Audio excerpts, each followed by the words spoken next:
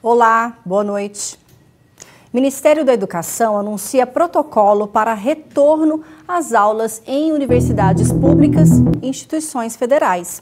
Enem deve ser realizado em maio de 2021, se manter a data apontada em pesquisa divulgada pelo MEC. Prefeitura de Uberlândia também determina a prorrogação dos alvarás de funcionamento dos estabelecimentos comerciais. E nesta edição vamos falar sobre os impactos da pandemia no mundo dos negócios, como manter as portas abertas em vez de decretar falência. Isso e muito mais você confere agora no Jornal da UFO.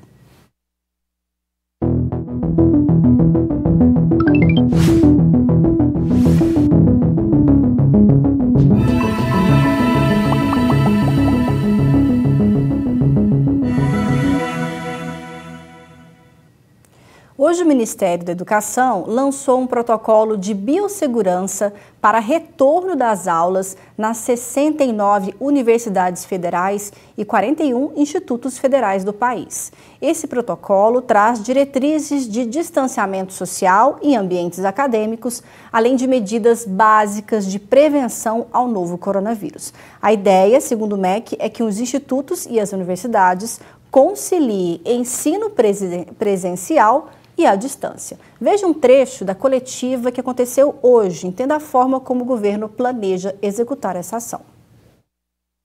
Agora, no segundo semestre, o grande desafio é o retorno às aulas. E o Ministério da Educação defende o retorno às aulas. Os senhores vão entender em que condições nós defendemos.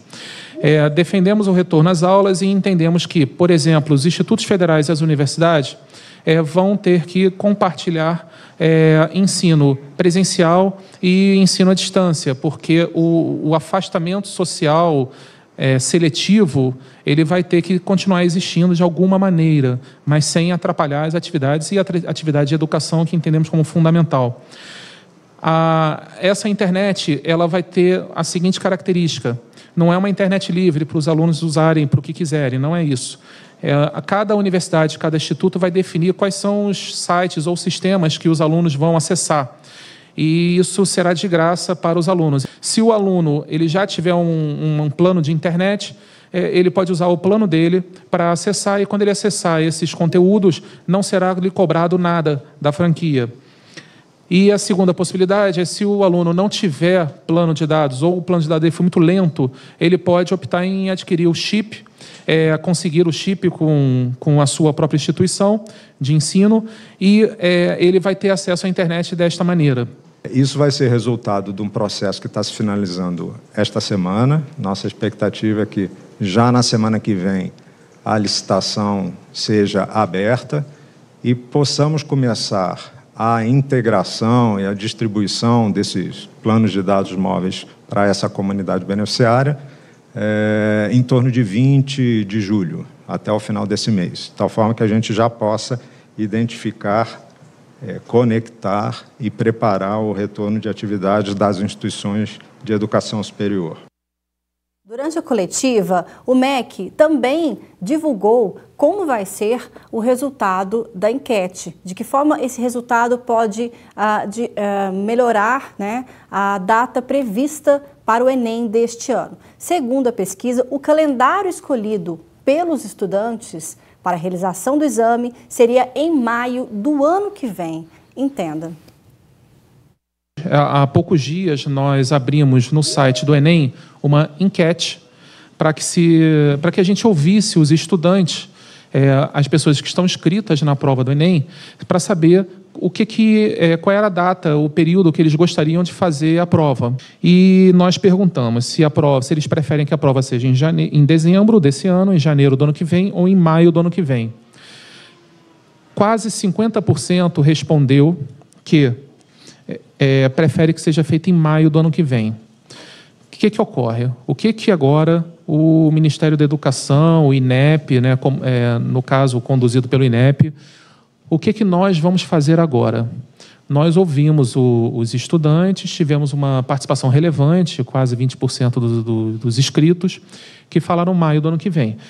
Nós não vamos implantar imediatamente em maio, não é isso.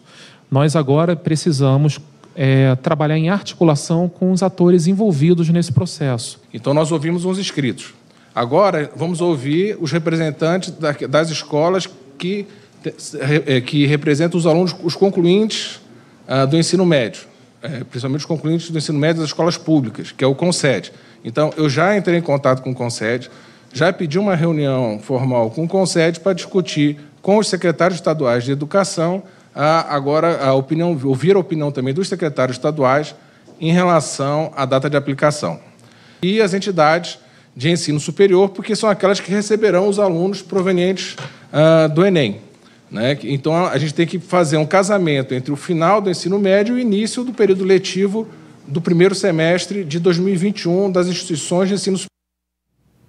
E ontem nós falamos aqui no Jornal da UFO sobre a aprovação do ensino remoto emergencial para pós-graduação aqui na UFO. Alguns estudantes estão enviando a opinião sobre essa alternativa, como a Flávia, que é doutoranda do programa de pós-graduação em Química. Veja o que ela diz. Olá pessoal, eu sou a Flávia Clemente, a aluna de doutorado da Química na UFO e também sou representante discente dos alunos de pós-graduação na Química. A minha opinião sobre o ensino remoto é que surge como uma alternativa, né, para as disciplinas de pós-graduação, visto que os alunos de pós eles têm mais autonomia, né, para fazer pesquisas bibliográficas, né, ter discussões, né, maduras com seus orientadores e também a grande maioria possuem acessibilidade à internet. Então tudo isso facilita a implementação de uma disciplina via remota na pós-graduação. Claro que sem considerar os aspectos práticos, né, isso é importante. Também precisamos ver, né, sobre o ponto de vista socioeconômico desses alunos, né, tanto os bolsistas quanto os não bolsistas, né. É preciso que a instituição dê algum tipo de auxílio para os alunos terem acessibilidade à internet, né, considerando o aspecto socioeconômico desses alunos, né. Recentemente eu fiz uma pesquisa com os alunos de pós-graduação na Química, perguntando, né, a opinião deles com respeito ao ensino remoto, né. 70% dos alunos se demonstraram a favor do ensino remoto, que está longe de ser uma alternativa ideal, mas surge como uma medida emergencial para os programas de pós-graduação. Obrigada, Flávia, por nos enviar a sua opinião. Bom, e o governo anuncia pagamento do auxílio emergencial por mais 2 meses. E decreto em Uberlândia determina a prorrogação dos alvarás de funcionamento dos estabelecimentos comerciais. Confira informações com a repórter Larissa Oliveira. Boa noite. O ministro da Economia, Paulo Guedes, anunciou ontem a prorrogação do auxílio emergencial destinado a trabalhadores informais e beneficiários do Bolsa Família. De acordo com Guedes, a proposta é que sejam pagas mais 4 parcelas em 2 meses, que somarão R$ 600 por mês. O anúncio foi feito em uma cerimônia no Palácio do Planalto, onde Jair Bolsonaro assinou um decreto sobre a prorrogação do pagamento. O presidente da Caixa Econômica Federal, Pedro Guimarães, disse que o cronograma de pagamento das parcelas ainda será divulgado. E continuando a falar sobre os impactos da pandemia do novo coronavírus, a Prefeitura de Uberlândia adotou mais uma medida para apoiar os comerciantes da cidade. O decreto determina a prorrogação dos alvarás de funcionamento dos estabelecimentos comerciais. A medida abrange os alvarás de funcionamento provisório e sanitários. De forma excepcional, todas as permissões expedidas pelos órgãos municipais que teriam sua validade vencida entre janeiro e dezembro de 2020 ficam prorrogadas automaticamente por 1 ano. E vale sempre lembrar que cada um precisa fazer a sua parte, usando as máscaras de proteção e mantendo o distanciamento social. Larissa Oliveira, para o Jornal da UFO. E uma pesquisa do Sebrae aponta que desde o início da crise, apenas 16% das empresas, principalmente das pequenas empresas, procuraram crédito para se restabelecer e conseguiram. Tantas dificuldades podem resultar no fechamento ou até falência das empresas.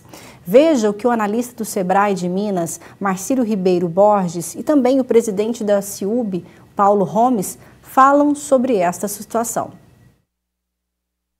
Lidar com a questão da burocracia, com a dificuldade de recursos, né, com o dia a dia do atendimento ao cliente, com as várias necessidades que esses clientes apresentam para os negócios, é um desafio cotidiano que foi ampliado e ficou mais desafiador com o contexto coronavírus, né?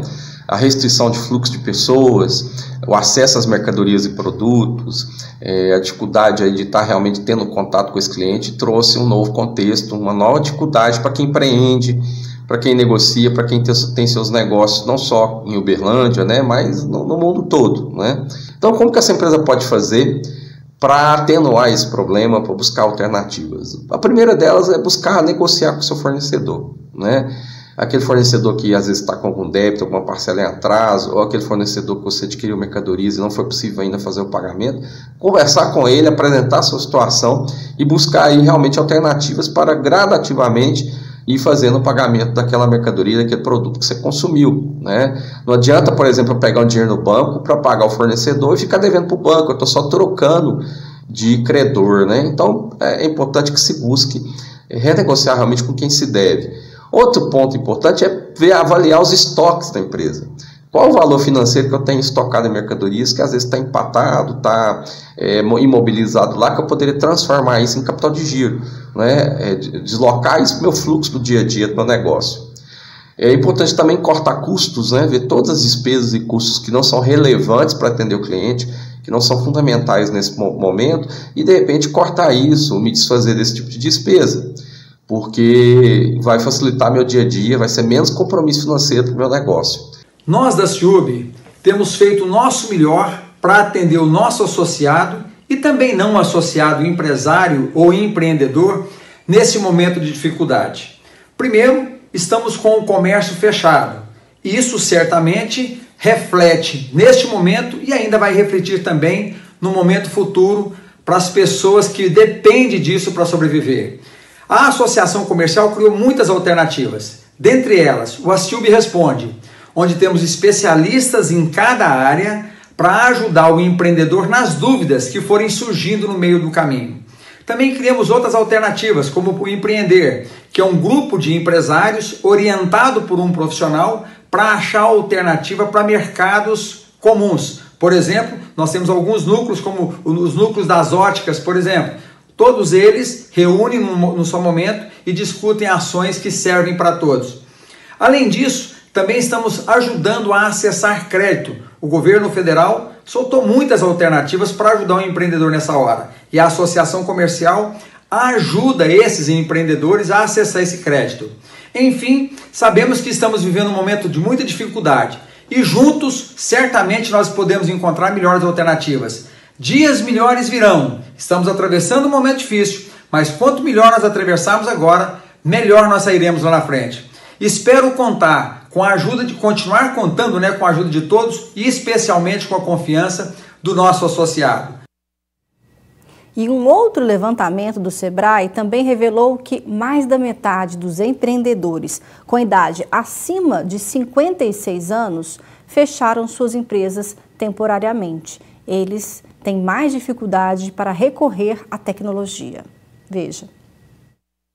Gabriel precisou reinventar a receita das vendas das pizzas para garantir o faturamento e não demitir funcionários durante a quarentena. A gente não trabalhava com entrega por uma característica da massa da nossa pizza, mas a gente sabia que isso era o único caminho que a gente ia ter por alguns meses. Então a gente decidiu rapidamente começar com delivery. Aos 30 anos, Gabriel domina a tecnologia, facilitando as mudanças no funcionamento da pizzaria durante a quarentena, como fazem 45% dos jovens donos de pequenos e médios negócios no país.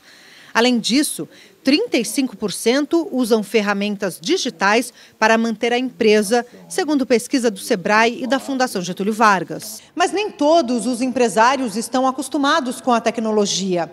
E se reinventar assim rapidamente para continuar funcionando, ficou complicado. Principalmente para os mais velhos. Ainda de acordo com um levantamento do Sebrae e da FGV, entre os donos de pequenos negócios no Brasil com 56 ou mais anos de idade, metade fechou temporariamente. A dona desse tradicional restaurante italiano Helena, de 77 anos, tenta não parar a produção. Mas vender os pratos está ainda mais complicado. Estamos iniciando com delivery, porém eu posso dizer a vocês que mais a moda antiga, porque não entendo de aplicativo, nem sequer uso o celular, então isso naturalmente dá um pouco de dificuldade. Com 160 anos de existência, essa fazenda familiar em Amparo, interior de São Paulo, nunca vendeu pela internet. O faturamento vinha das visitas guiadas e das vendas diretas dos queijos e derivados para empórios e restaurantes. A pandemia derrubou as receitas em 85%. A participação dos mais jovens foi importante para voltar a alavancar as vendas e garantir o trabalho dos mais de 50 funcionários.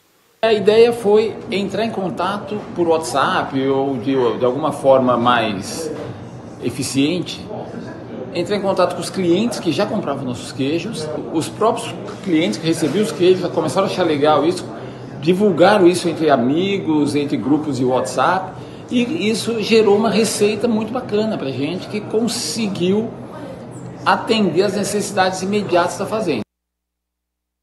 De saber como fica a previsão do tempo em Uberlândia e outras cidades aqui da região para esta quinta-feira.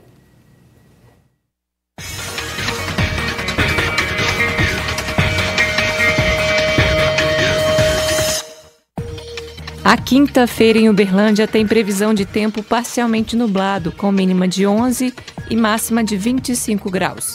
Patos de Minas também tem um dia parcialmente nublado, com mínima de 11 e máxima de 25.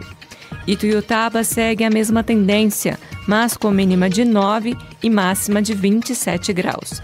Monte Carmelo também tem previsão de clima nublado.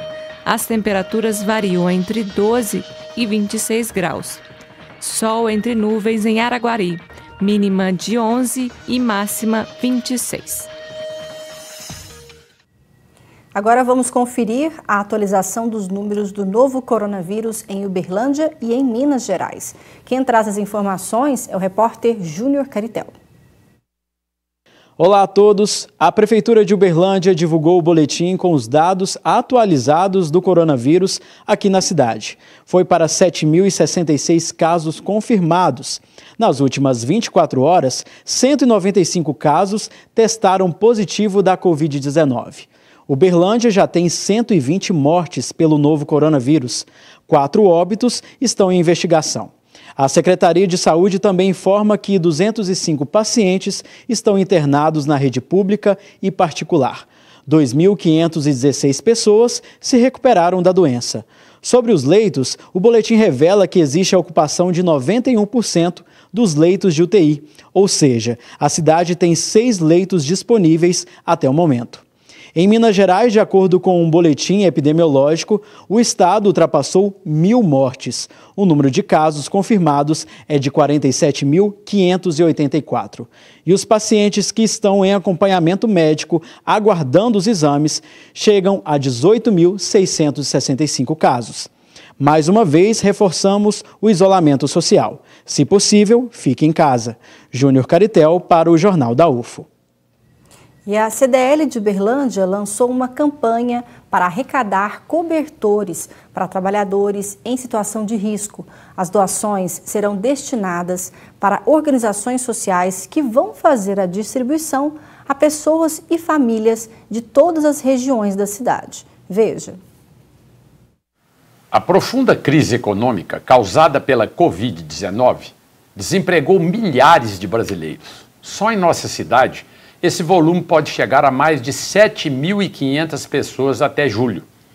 Nesse contexto, a CDL Uberlândia usa sua voz e influência no ambiente de negócios para ajudar aos trabalhadores que perderam seu sustento em função da crise. Doamos na última semana algumas centenas de cobertores novos para desempregados dos setores de comércio e serviços que passam por uma situação de alta vulnerabilidade. Agora, convidamos as empresas a participarem deste movimento e ajudar aqueles que mais precisam. As empresas interessadas em realizar doações podem entrar em contato pelo número de WhatsApp que aparece no vídeo. Juntos, Vamos aquecer o inverno de muitas famílias. E voltando a falar agora sobre o tema principal dessa edição, a crise dos negócios, né, no país e também aqui em Uberlândia, convidamos o Flávio Barbosa, que é professor da Faculdade de Gestão e Negócios da UFO, para nos explicar como funciona o processo de decreto de falência de uma empresa. Veja o que ele diz. Qual a diferença entre recuperação judicial, extrajudicial e falência? Primeiramente, vamos entender o que é recuperação judicial, recuperação extrajudicial e falência. Recuperação judicial é um dispositivo, que a gente usa para uma empresa quando a gente quer evitar a falência. Dessa forma, são tomadas algumas medidas de reorganização de modo geral. E o interessante é que a Justiça acompanha todo esse procedimento. Então, a empresa ela precisa passar por um processo de recuperação judicial quando acontece dela estar muito endividada, e aí ela não consegue gerar lucro suficiente para cumprir com as suas obrigações, que a gente pode chamar dessas obrigações pagamento de dívidas, pagamento de impostos, compromissos com fornecedores e por aí vai. Sendo assim, a recuperação interessa não só ao devedor, mas também a outras partes envolvidas com essa empresa, como os credores e empregados. Já a recuperação extrajudicial não tem o envolvimento da justiça na intermediação desse processo. Então, o empresário e o devedor negociam diretamente e o juiz não participa desse tipo de negociação. É uma hipótese que poderá ser simplesmente homologada por ele depois, após toda essa negociação. Só para lembrar que nem todas as dívidas entram no meio dessa negociação. Existem alguns casos específicos e vamos deixar para um momento mais particular para comentar sobre ela. Outro ponto interessante da recuperação extrajudicial é que uma vez feito essa negociação, basta que apenas 3/5 dos credores aceitem a proposta e façam com que isso seja cumprido para todos os outros. Enquanto isso, a falência já é mais direta. Ela pode ser decretada pelo próprio dono do negócio, pelo interessado diretamente, e como por outras pessoas que tenham interesse nesse negócio, como os credores. Então ela já é um efeito direto, enquanto a recuperação judicial e extrajudicial ainda há a possibilidade de não se executar a falência. O planejamento financeiro é um fator determinante para evitar uma recuperação judicial? É muito confortável eleger simplesmente o cenário atual como o culpado de um grande número de falências. Claro que ele contribui fortemente para isso. Mas também é um bom momento para o empreendedor entender que ele precisa fazer algumas reavaliações no estilo do seu negócio. Então ele precisa debater, seja com o administrador ou seja com os colaboradores internos da empresa, justamente a questão da sua estratégia, se ela está bem desenhada, bem alinhada, todos seguem esse mesmo perfil de ideia do negócio. O plano de negócios, ele existe, ele foi elaborado, ele é pensado, existe a missão, a visão e o valor dessa empresa. A respeito da gestão, ela é profissional, ela é adequada, está dentro do esperado, são feitas avaliações a respeito do bom ou mau desempenho da empresa, e pensar o seguinte: estamos num novo normal. Já vem sendo, está virando meio que uma palavrinha-chave agora no momento, mas realmente a gente enfrenta outros problemas que não tinham tão evidentes como antigamente, e a tecnologia vem avassaladora tanto do ponto de vista positivo quanto do ponto de vista negativo. A gente pode ter o exemplo dos bancos, surgiram as fintechs, que cortaram um monte de taxas, e assim os bancos começaram a solicitar um pouco mais da atuação do Banco Central. A gente tem empresas como a Magazine Luiza, que reestruturou toda a sua parte de e-commerce, tornando-se um marketplace. e vem demonstrando, né, bons resultados mesmo diante da crise.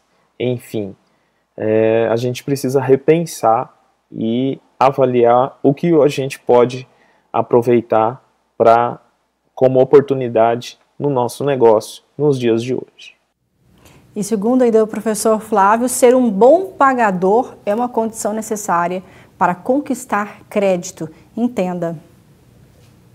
Porque a obtenção de crédito é um desafio para grande parte das empresas. Bom, a qualidade de crédito, que é assim, o quão bom você é como pagador de suas dívidas, é uma questão importantíssima nesse momento. Então, se você cumpriu com as suas obrigações perante as instituições financeiras nos últimos tempos, isso vai ser um facilitador para você.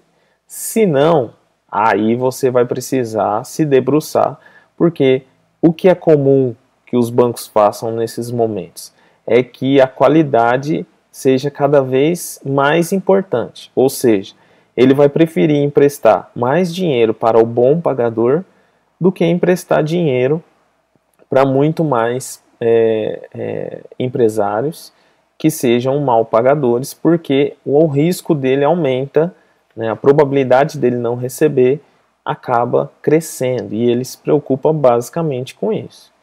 Então há uma propensão dos bancos a não emprestarem dinheiro para maus pagadores ou quem tem um histórico em algum momento de mal pagador.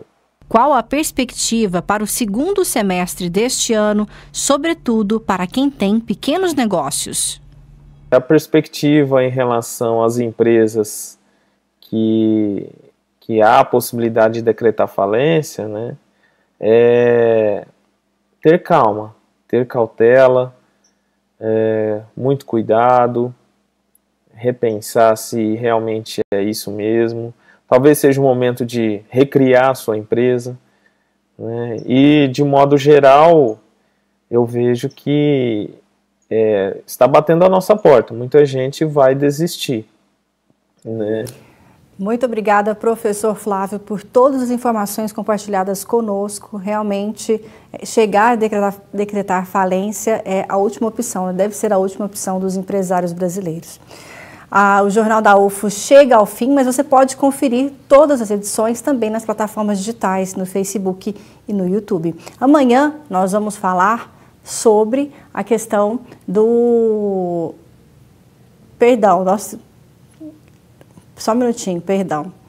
A gente volta a falar amanhã também sobre o sistema de saúde de Uberlândia. Então, eu te espero, viu?